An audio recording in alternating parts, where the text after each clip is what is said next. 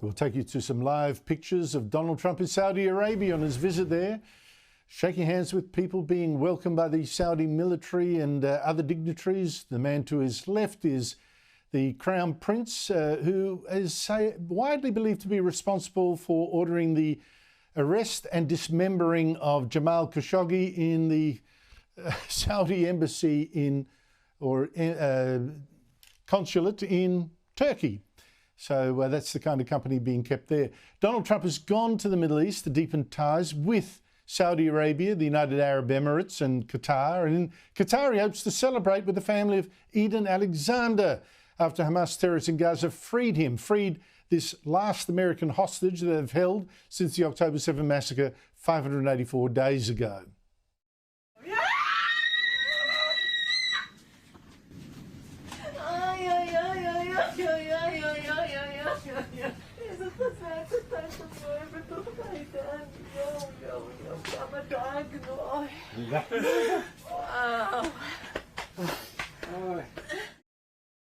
Now, Trump will also be having talks about ending that war in Gaza and making an accord between Israel and the Saudis, which was on the cards for a while. So that's one picture. This is Donald Trump working for freedom.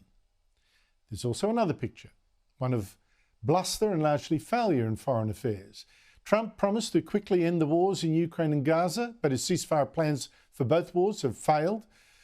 It's true that Alexander has just been released, but Hamas still holds the bodies of 4 other American Israelis, plus a lot of Israelis themselves, and it gets murkier. Alexander is actually expected to fly to Qatar with his family to thank Trump personally for his release, and Trump has thanked Qatar in turn for helping with that.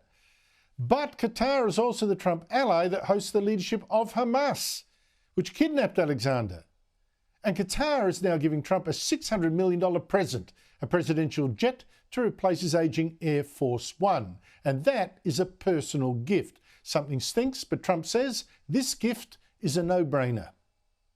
If you look at some of the Arab countries and the planes they have parked alongside of the United States of America plane, it's like from a different planet.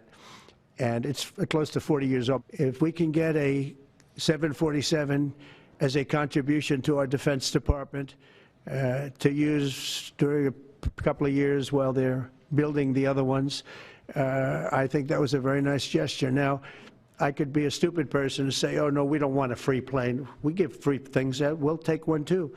Joined a short while ago by Sean Spicer, Donald Trump's first White House spokesman. Sean Spicer, thank you for your time. What is President Trump hoping to achieve in this visit to the Middle East? Well, I think first and foremost, what we like to call foreign direct investment. There are rumors that we could see upwards of $1 trillion of investment in the United States.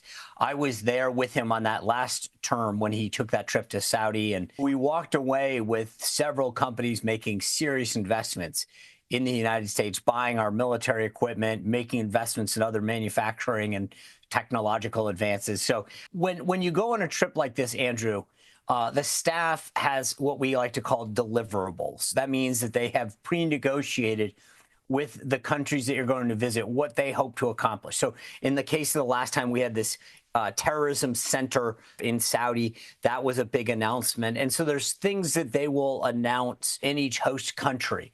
And my guess is that you'll have some peace agreements, you'll have some investments. But the president obviously chose to go visit this area of the world again because he feels as though there's going to be significant progress made that will benefit the United States. So I think first and foremost, massive amounts of U.S. investment that will be announced over the course of the trip. And of course, Saudi Arabia has got a big influence on the world oil price, depending on how much it agrees to release or not. And it's given Donald Trump a big favour by pushing downwards the prices. So that's been great. The hostage, Eden Alexander, what did Donald Trump offer in exchange to Hamas for his release? That's a great question. My guess is that it was, I'm not going to destroy you guys right now. As you know, Prime Minister Netanyahu, I think, is looking for a green light to go in and just destroy Hamas. My guess, and I don't know this to be fact, just to be clear to your viewers, is I have a feeling that that last American was, hey, can you buy us some time? Because as you know, Netanyahu, I think, is chomping at the bit to make this thing happen. Regardless, I think at the end of the day, it keeps showing, you think about these hostages and prisoners that were in Russia, now the last American under Hamas. Donald Trump gets credit for bringing them all home. And he did this during his first term. He's doing it now. I think sometimes the pace of what's happening, Andrew, makes us forget that. So you had the hostage, Eden Anderson, released. You had the Ukraine Russia discussion happening about these talks in Turkey. You had Pakistan and India come to a ceasefire.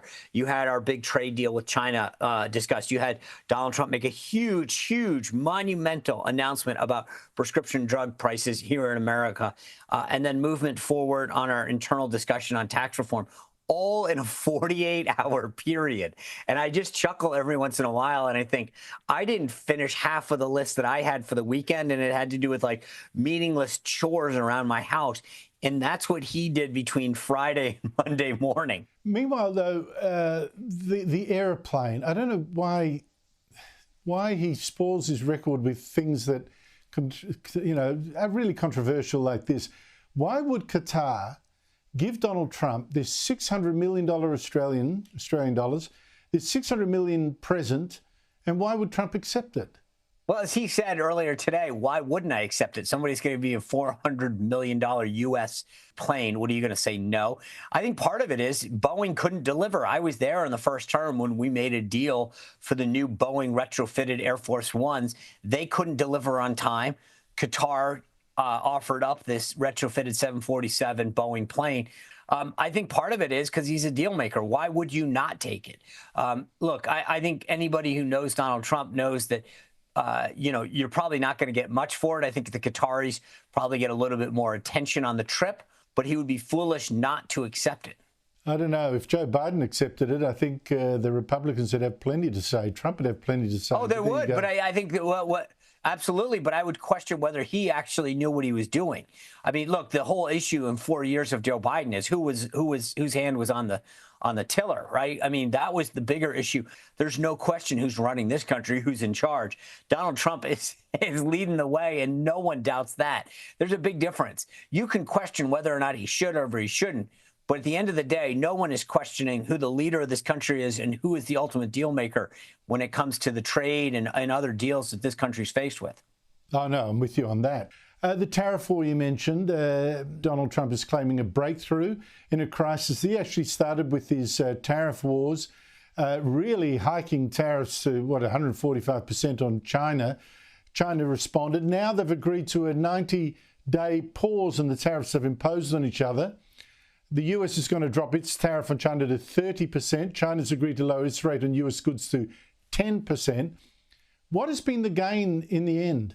Well, a couple of things. Number one, I think we got some concessions on addressing fentanyl, which is killing a lot of Americans. I think China has had its head in the sand when it comes to acknowledging its role in putting fentanyl into the communities throughout America. So that's big. Number two is I think it got him to the table. It recognized that Donald Trump was serious, and it exposed, in my mind, threadbare, the reality of what's going on in China, right? For so long, everybody said, well, China is basically a dictatorship. Xi Jinping can do whatever he wants. He's got less to lose than Donald Trump because he can exact a lot of pain on his people. And what we saw was that they don't have that far to go. Their markets dried up. They weren't exporting much. And it showed that there's actually a lot less there. It's sort of like, I don't know how familiar the folks in Australia are with the movie The Wizard of Oz, but, the curtain got pulled back and you realized they weren't as tough as some people thought they might be. Yeah, I think China was actually redirecting quite a bit of the exports to other countries. But yes, they're in a more fragile state than a lot of people recognise. But I guess we'll see what the final deal is. Sean Spicer, great to talk to you. Thank you so much. You bet, Andrew. Thank you.